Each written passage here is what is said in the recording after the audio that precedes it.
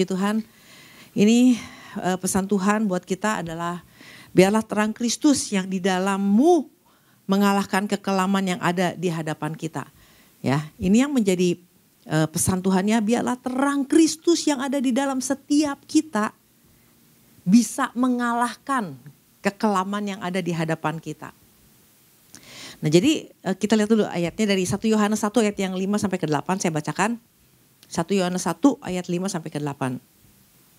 Dan inilah berita yang telah kami dengar dari Dia dan yang kami sampaikan kepada kamu, ya. Nah, ini dari Tuhan buat kita. Allah adalah terang dan di dalam Dia sama sekali tidak ada kegelapan.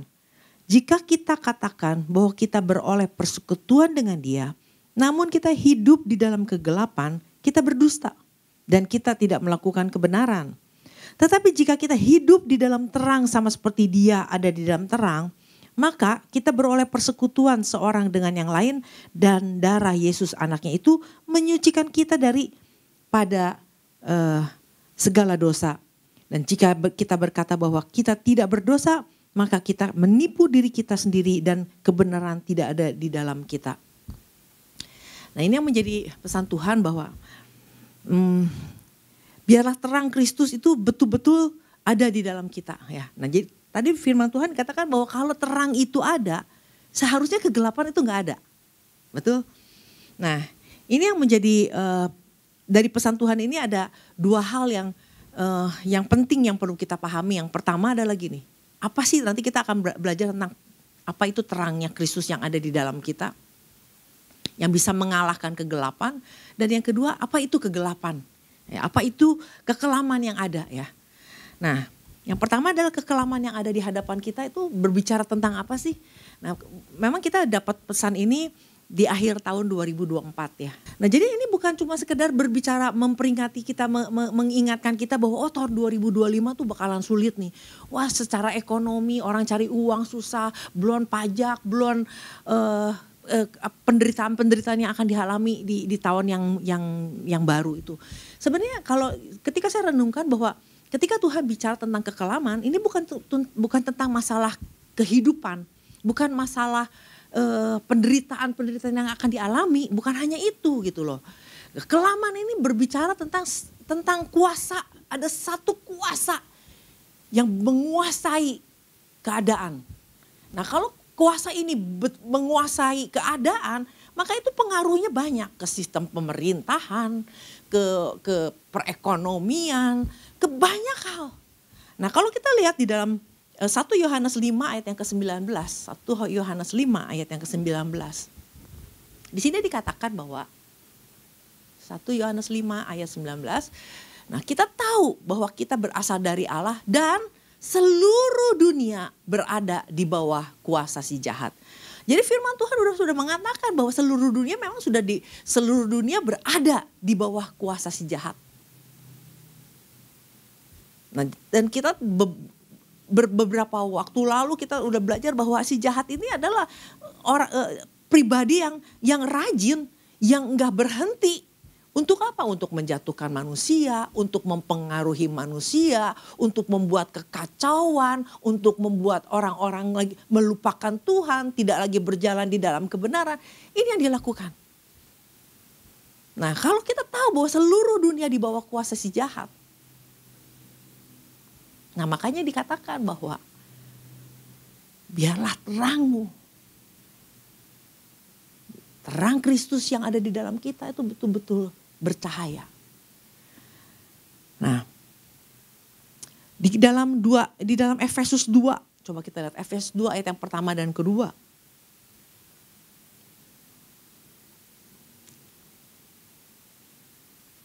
Efesus 2, nah, kamu dahulu sudah mati karena pelanggaran-pelanggaran dan dosa-dosamu.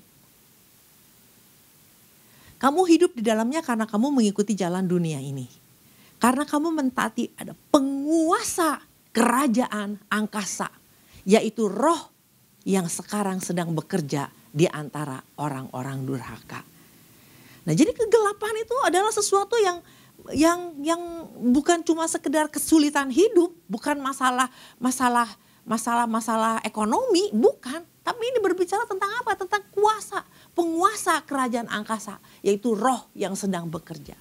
Roh kegelapan yang sedang bekerja. Nah, ini kan bisa mempengaruhi banyak hal. Tadi saya bilang sistem pemerintahan. Bisa mempengaruhi apa? Mempengaruhi orang. Manusia kalau kita nggak hidup di dalam terang, mau orang percaya, mau orang nggak percaya ya. Ini kan dia akan bekerja di antara orang-orang durhaka.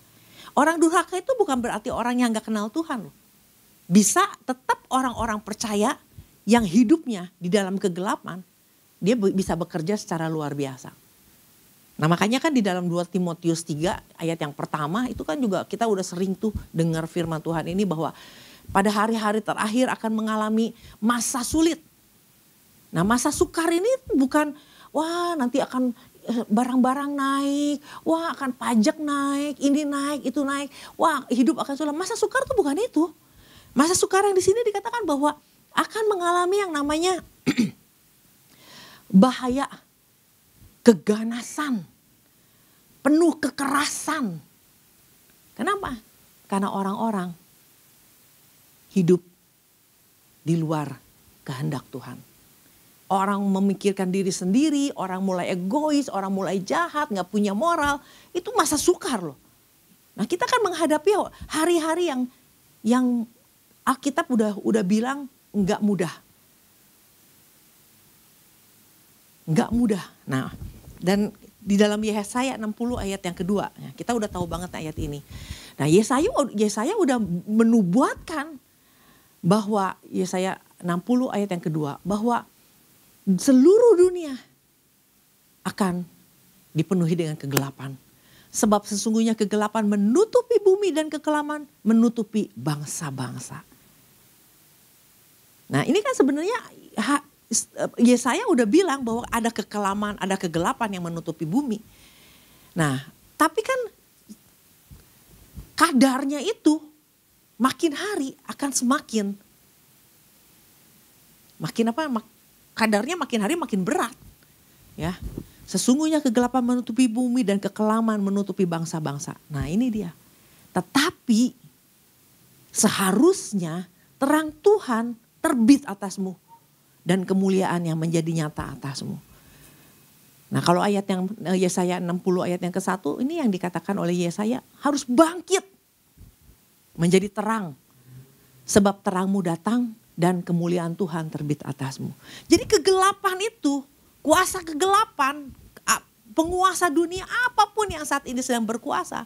Hanya bisa dikalahkan dengan apa? Dengan kita terang. Dengan terang Kristus. Yang ada di dalam hidup orang-orang percaya. Makanya kan Yesaya udah bilang, emang kegelapan itu nyata. Kegelapan itu memang akan ada, selalu ada. Nah problemnya adalah di dalam kita orang-orang percaya. Seberapa terang itu cukup untuk mengalahkan kegelapan. Nah jadi ini yang diingatkan Tuhan bahwa kita dipilih Tuhan, kita itu adalah anak-anak terang ya. Kan kita udah tahu banget anak-anak terang, bahwa kamu adalah terang dunia. Nah ini terang yang Tuhan kasih di dalam kita. Ketika Yesus ada di dalam kita, terang itu terang yang bukan main-main. Terang yang sesungguhnya bukan hanya bisa membawa pengaruh keluar, tapi bisa menerangi hidup kita sendiri. Nah memang itu panggilannya. Panggilan kita adalah menjadi terang. Adalah terangnya Kristus harus ada di dalam kita. Nah yang jadi pertanyaan adalah seberapa terang itu? Masihkah terang itu bercahaya? Masihkah terang itu betul-betul terang yang dari Tuhan? Itu yang jadi pertanyaannya kan. Nah kalau di dalam 1 Yohanes 5 ayat yang ke-18 kita lihat. 1 Yohanes 5 ayat yang ke-18. Bahwa kita tahu ya, bahwa setiap orang yang lahir dari Allah itu tidak berbuat dosa. Tetapi dia yang lahir dari Allah melindunginya dan si jahat tidak dapat menjamahnya. Ini agak bingung. Saya waktu baca ini juga maksudnya apa sih gitu ya. Nah ternyata di terjemahan yang lain bilang gini. Setiap orang yang lahir dari Allah itu tidak berbuat dosa. Harusnya setiap orang yang lahir dari Allah itu tidak berbuat dosa. Nah tetapi orang yang lahir dari Allah memelihara diri. Sehingga si jahat tidak dapat berbuat apa-apa terhadapnya. Jadi bagian orang-orang percaya untuk tetap memaintain supaya punya terang yang dari Kristus itu harusnya apa? Tidak berbuat dosa. Harusnya memelihara diri. Nah itu yang membuat terang itu masih tetap bercahaya. Nah jadi artinya gini, bukan jadi berarti udah mesti hidup, udah nggak bisa nggak berbuat dosa lagi. Enggak, bukan yang seperti itu juga. Kita masih bisa berbuat dosa. Tapi di dalam 1 Yohanes 1 ayat yang ke-9, kalau kita tahu, kalau kita sadar kita lagi hidup di dalam dosa, segera berubah, segera bertobat. Ya 1 Yohanes 1 ayat yang ke-9 dikatakan bahwa mengakui dosa. Akui dosa. Karena Tuhan setia dan adil. Jika kita mengaku dosa kita, maka Ia adalah setia dan adil. Sehingga Ia akan mengampuni segala dosa kita dan menyucikan kita dari segala kejahatan. Jadi artinya gini, untuk terus bisa memelihara diri, ya udah hidup di dalam, kalau memang salah, kalau memang berdosa, kalau memang lagi menyimpang, sering-sering minta maaf sama Tuhan. Kayak gampang ya, kayak gampang. Tapi orang kalau udah hidup terus-menerus di dalam dosa, udah kebanyakan hidup di dalam dosa, untuk datang sama terang aja, untuk datang sama Tuhan aja minta maaf aja, udah gak bisa. Jangan main-main dengan dosa. Jangan pikir gampang. Nyemplung di dalam dosa, berenang di dalam dosa, nanti minta maaf sama Tuhan. Orang udah hidup di dalam kegelapan, untuk minta maaf sama Tuhan, datang sama Tuhan aja udah gak mampu. Udah gak mampu. Nah jadi kan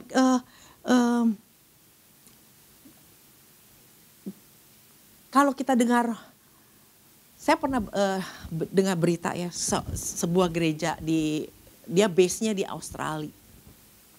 Ini gereja besar. Gereja yang boleh dibilang cikal bakal praise and worship itu sebenarnya lahir dari mereka yang luar biasa itu. Nah ini kan gereja ini kan dulu luar biasa banget, wah musik-musiknya, penyanyinya, khotbahnya dan sebagainya. Nah akhirnya kan mulai sekarang walaupun ini mega church tapi mulai meredup. Kenapa? Kalau tahu hidup di dalamnya, para hamba-hamba Tuhannya, mereka seks bebas, perselingkuhan, mereka korupsi, hal-hal yang jahat terjadi. Nah jadi apakah orang-orang yang udah orang-orang yang melayani sebagai WL, sebagai singer itu betul-betul terang? Mempunyai terang Kristus yang betul-betul terang? Belum tentu.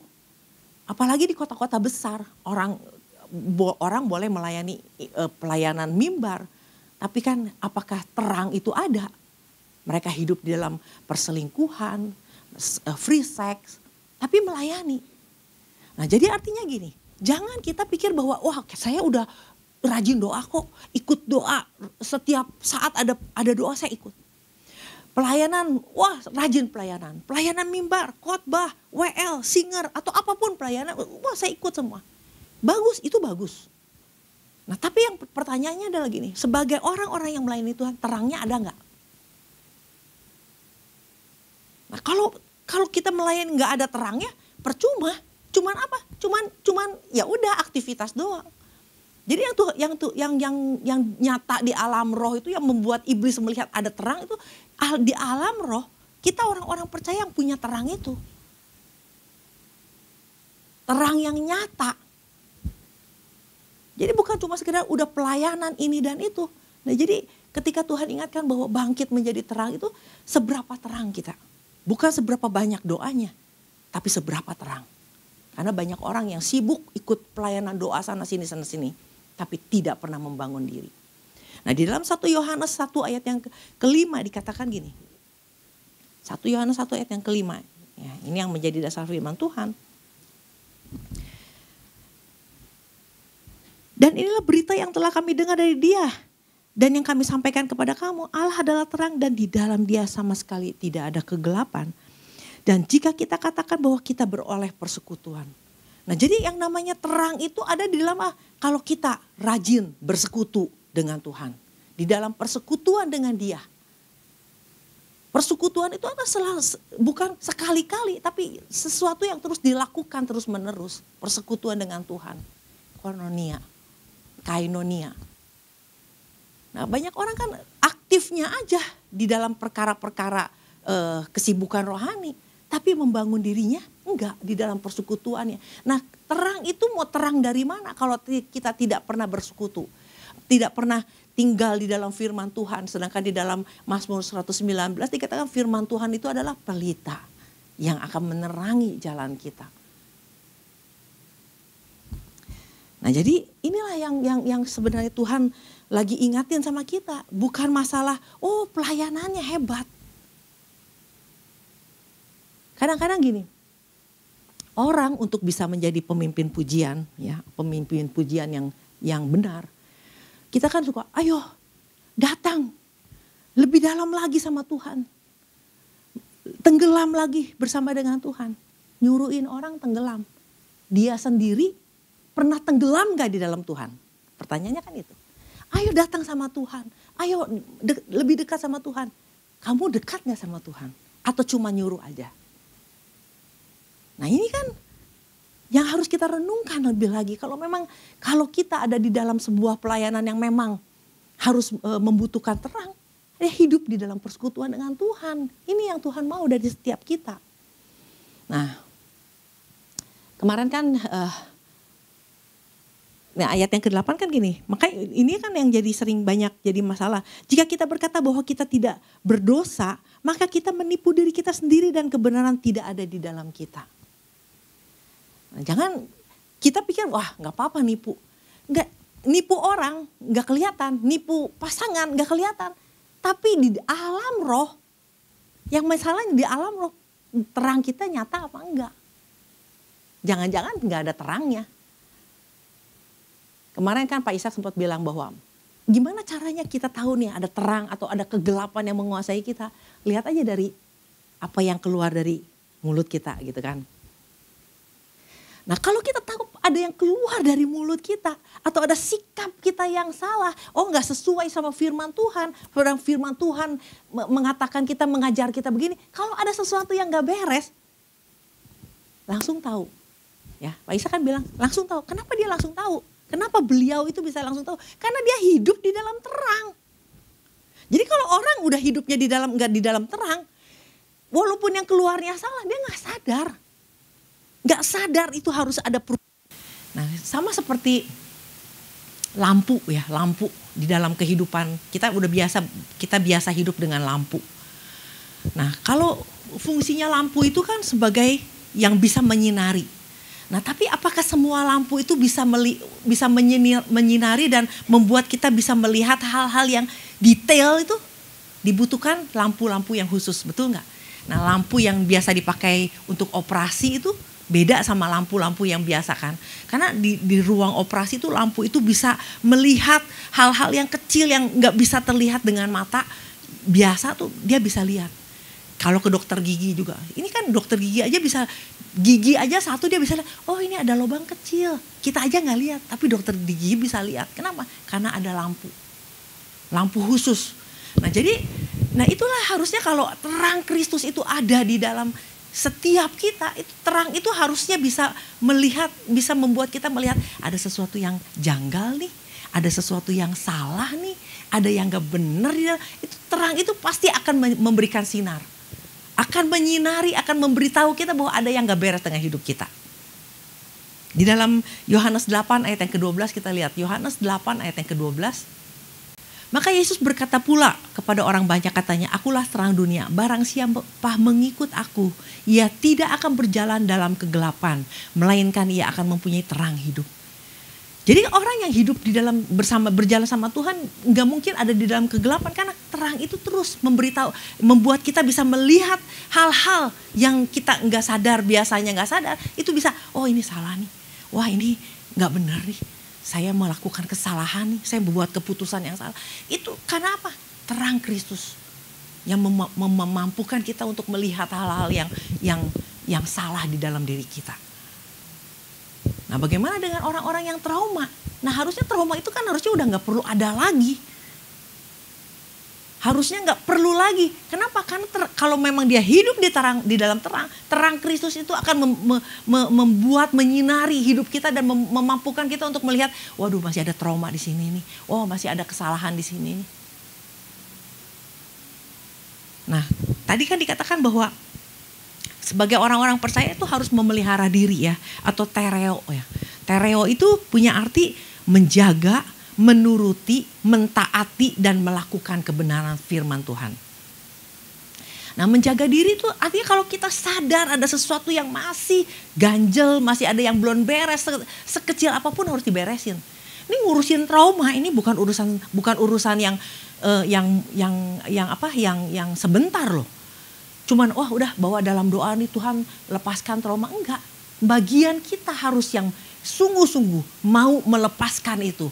Kalau kita punya ikatan dengan pornografi, ikatan dengan hal-hal yang jahat, kita sendiri yang harus memelihara diri, kita sendiri harus beresin itu. Benar-benar harus diberesin, kalau nggak beres, maka terang itu nggak akan percaya. Terang yang ada di dalam Tuhan itu, yang ada di dalam kita itu bukan cuma sekedar masalah dosa, tapi trauma-trauma yang belum diberesin, kemarin juga seperti sampaikan. Nah, kalau bicara tentang trauma ya, beberapa waktu yang lalu udah di dalam Tuhan, saya udah di dalam Tuhan ya. Saya pernah melihat sebuah foto. Nah, jadi foto itu difoto di sebuah tempat, foto kosong, nggak ada apa-apanya ya. Saya foto. Nah, udah. Nah, waktu orang lihat foto itu, terus dia bilang, "Ci, ini siapa?" Terus saya bilang, "Nggak ada siapa-siapa. Kosong kok, itu cuma foto ruangan aja." "Enggak, itu ada orang." "Nggak ada." Nah, sampai akhirnya saya baca lagi, lihat lagi, dilihat, muncul dong, ada orang tanpa kepala. Nah, melihat hal itu, walaupun saya udah di dalam Tuhan, udah ikut Tuhan, itu nggak hilang dalam sehari. Itu masih terus menguasai di dalam mata saya tuh, ada terus gitu. Dan itu butuh bangsa sebulan aja sampai itu hilang. Tapi apa? Untuk bisa menghilangkan itu dari dalam pikiran saya, itu saya butuh kerja keras untuk apa? Supaya hal itu tidak ada di dalam pikiran saya. Jadi ngurusin, kalau saya membiarkan, maka itu akan terus menjadi sebuah ketakutan yang panjang, yang membuat saya masuk kemana aja jadi takut. Tapi kita harus perangi. Kita dikasih kuasa untuk perangi itu. Supaya apa? Jangan jadi trauma. Nah, jadi ngurusin trauma itu bukan sesuatu yang mudah. Nah, dari mana kita tahu nih trauma-trauma itu masih ada? Kalau di dalam perkataan, di dalam kalau ribut sama orang atau sama keluarga, kita selalu bilang bahwa ada gue mah didikannya gitu. Dan gue mah lahir dari keluarga yang kayak gitu. Dan karena orang tua gue memperlakukan gue kayak gitu. Nah, kalau kita masih ngomong tentang latar belakang siapa kita, artinya kita belum beres. Belum beres. Kenapa? Karena hanya di dalam Tuhan harusnya yang lama sudah berlalu, yang baru sudah datang. Nah, itu baru bisa menjadi cahaya yang terang di dalam kita. Nah, kalau kita masih terus ada di dalam satu pemahaman, bahwa satu keyakinan bahwa ada gue mah kayak gitu, orang tua gue udah kayak gitu, gue hidup kayak gitu, semuanya kita masih ingat seperti itu, artinya kita belum beres. Bereskan trauma. Bagian kita adalah kita orang yang lahir dari Allah, bukan hanya tidak berbuat dosa, tetapi orang yang dari Allah memelihara diri. Ya, memelihara diri atau tereo. Nah, ini bagian kita memelihara, mengevaluasi diri, mentaati apa yang jadi firman Tuhan. Jadi udah nggak ada lagi persoalan-persoalan. Nggak ada lagi persoalan, seorang imam tuh harus begini, apa susahnya, diikutin aja kalau memang itu perintah Tuhan. Imam itu harus seperti apa, ikutin aja. Taatin aja, karena tereo itu bagian adalah mentaati, melakukan kebenaran firman Tuhan. Cuman ngikutin aja. Supaya apa? Terang itu betul-betul bercahaya di dalam kita. Ketaatan itu membuat terang itu bercahaya. Hidup di dalam pemulihan membuat terang itu bercahaya. Nah, karena lampu itu juga kadang-kadang ada lampu khusus ya, mungkin yang namanya blue light itu dipakai untuk apa? Untuk mematikan germ, mematikan bakteri. Ya. Nah, kalau orang-orang di kampung tuh kalau sering jemur bantal, jemur kasur apa? Karena dia tahu di dalam terang itu yang kotor-kotor itu bisa dibersihkan. Nah, itu juga terang Kristus kalau memang ada di dalam kita, itu yang kotor pun harusnya jadi bersih. Ya, apalagi terang itu bisa menyembuhkan. Kemarin ini saya sakit otot pun juga ke dokter langsung dikasih apa, infrared ya, lampu infrared. Supaya apa? Menyembuhkan. Jadi terang Kristus itu harusnya menyembuhkan. Apapun luka di dalam kita itu harusnya sembuh. Supaya apa? Kita harus memelihara diri supaya apa? Supaya terang itu benar-benar nyata. Jangan dibiarin. Kadang-kadang membiarkan itu membuat akhirnya kita redup. Terang yang ada dalam itu menjadi redup.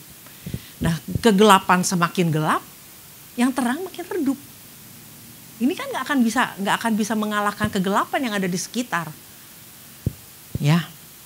Apalagi bahwa terang itu memberikan pertumbuhan. Harus memberikan pertumbuhan dan kehidupan. Seperti pohon.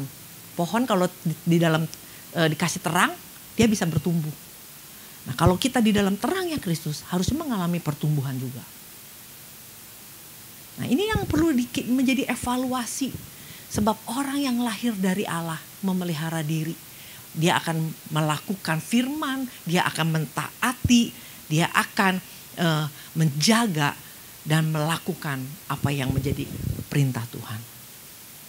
Nah, kalau ini dilakukan, maka itulah yang namanya terang Kristus akan bercahaya.